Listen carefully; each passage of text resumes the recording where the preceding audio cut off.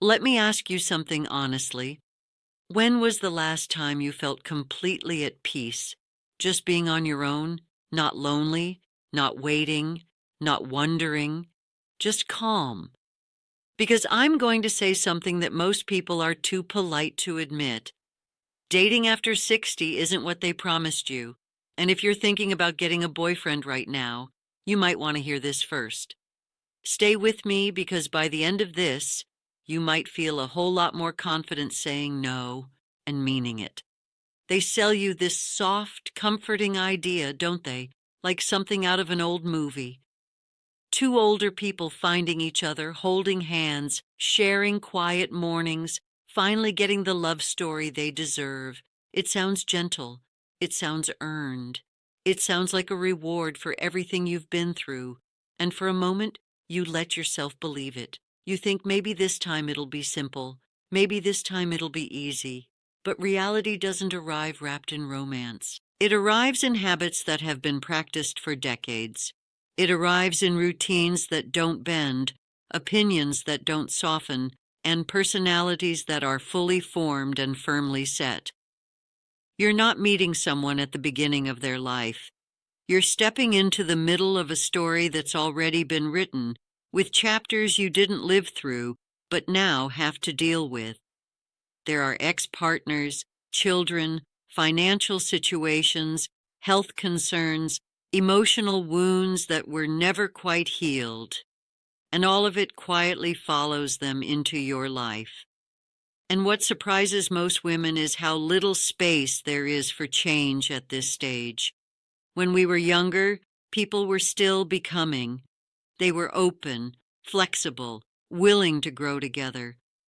But later in life, what you see is very often what you get.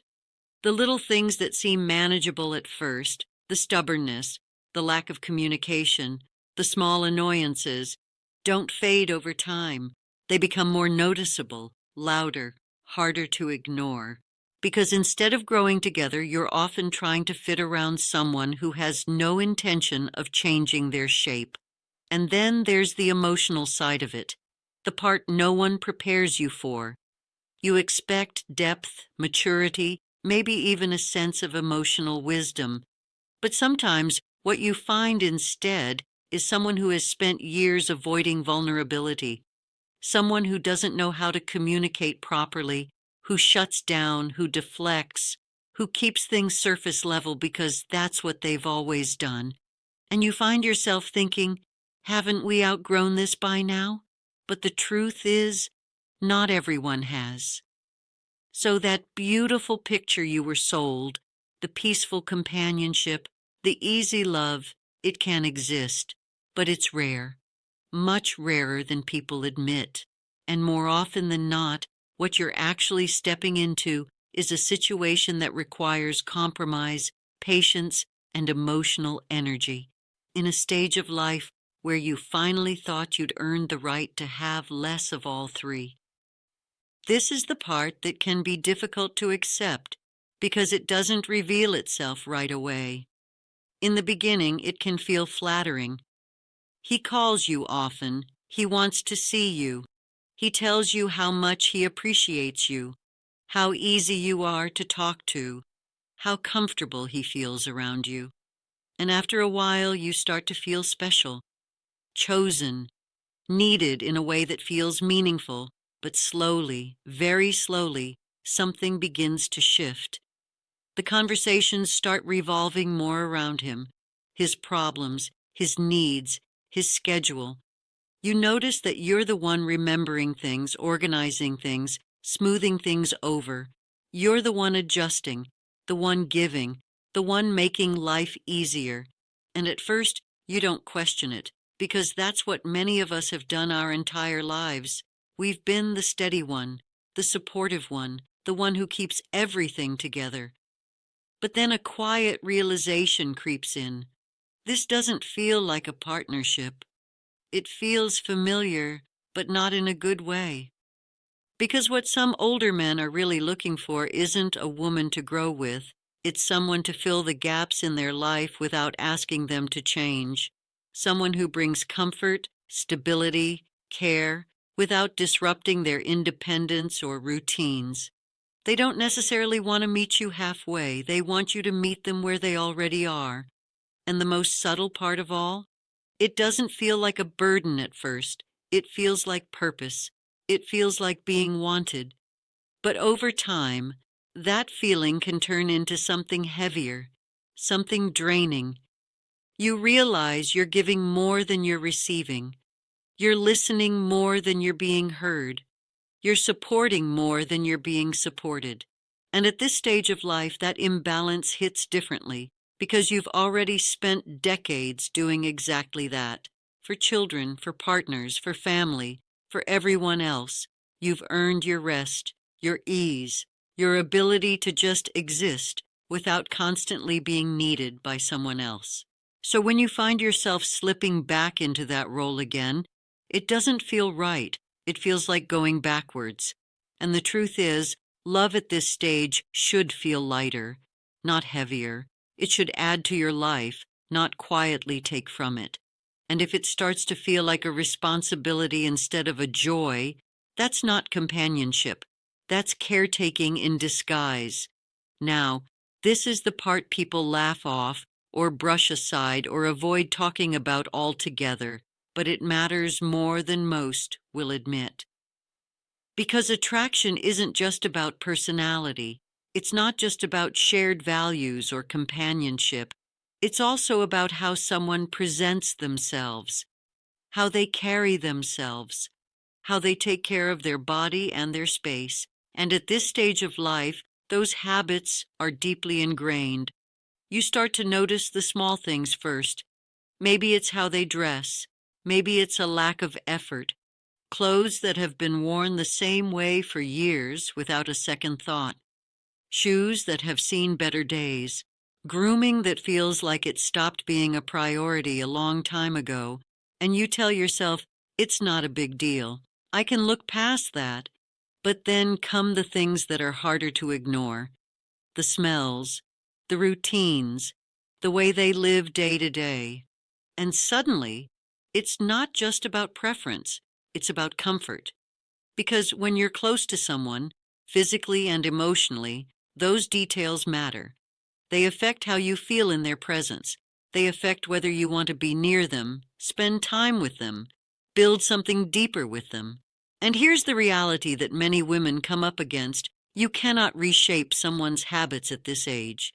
You can suggest, you can hint, you can even have a conversation, but deep, consistent change, that's rare.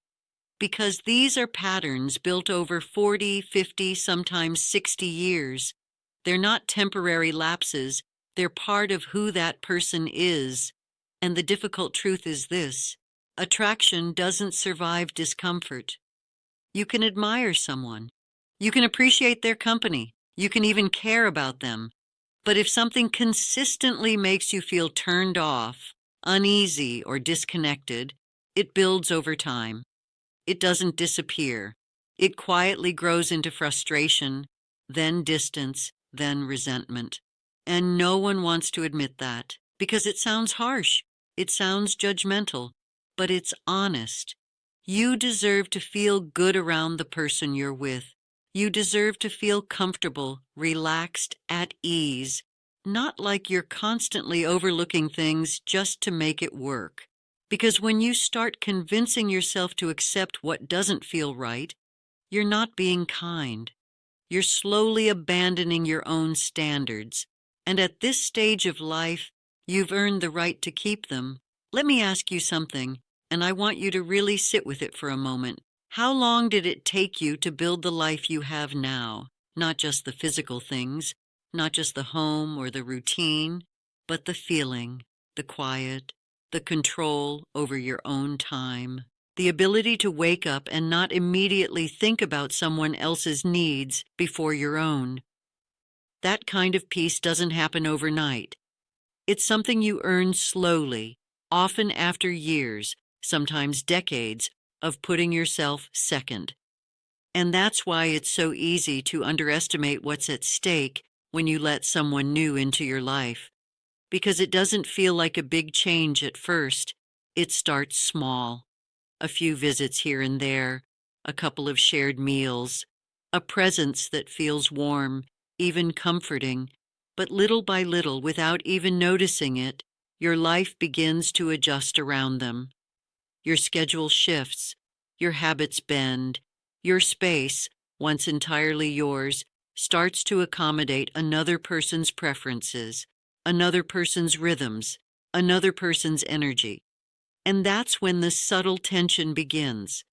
Because the things that once brought you calm, the quiet evenings, the way you organize your day, the freedom to do things on your terms, start to feel interrupted, not dramatically, not in a way you can easily point to, but enough that something inside you feels slightly off, slightly unsettled.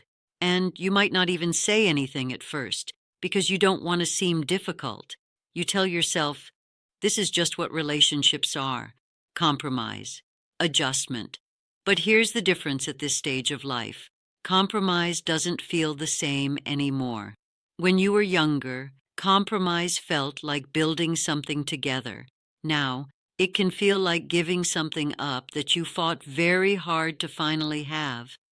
And the older you get, the more you realize that peace isn't something you should casually trade away. It's not something you should negotiate piece by piece just to keep someone else comfortable.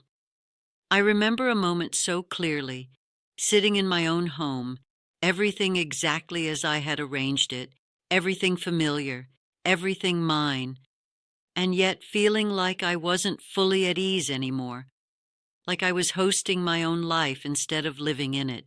And that feeling is hard to explain unless you've experienced it. That quiet awareness that something has shifted and not in your favor. Because peace is fragile in a way people don't talk about. It takes years to build, but it can be disrupted so quickly. And once it's gone, even slightly, you feel it. In your body, in your mood, in the way you move through your day. So the real question isn't just, do I want companionship? It's, am I willing to risk the peace I've created for it? And for many women, when they answer that honestly, the answer surprises them. There's a fear that sits quietly underneath all of this, and we don't talk about it enough. The fear of being alone, not just physically alone, but emotionally alone. The kind of loneliness that creeps in during quiet evenings or when something happens and there's no one immediately there to share it with. It's a real feeling, a heavy one, and it can make almost any form of company seem better than none. But here's the truth that only becomes clear with experience. Not all company relieves loneliness. In fact, the wrong company can deepen it, because there is something uniquely draining about being with someone who doesn't truly see you. Someone who is physically present but emotionally distant. Someone who talks but doesn't listen. Someone who fills the space but not in a way that makes you feel understood, valued, or at ease.